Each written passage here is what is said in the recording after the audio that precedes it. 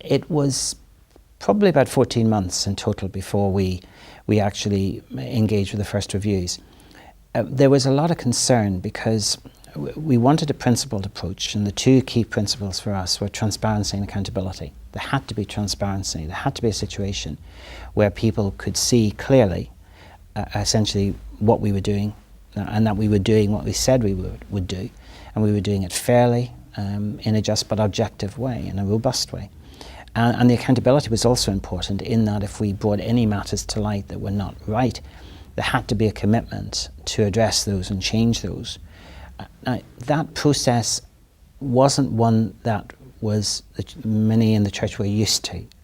A lot of the decision-making processes that occurred within the church took place behind closed doors. It wasn't a situation where they were welcoming review, welcoming, if you like, scrutiny from even the lay faithful within the church. And obviously that's what we wanted to achieve.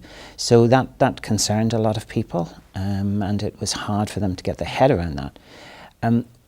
Obviously the process of review would have examined how decisions were made in the past, and on occasions it was certainly the case in Ireland that a lot or some of the advice that had been received by the ordinaries in their decision making with regard to these issues was not particularly good advice, and clearly that caused a degree of anxiety for those people who had given that advice in the first place.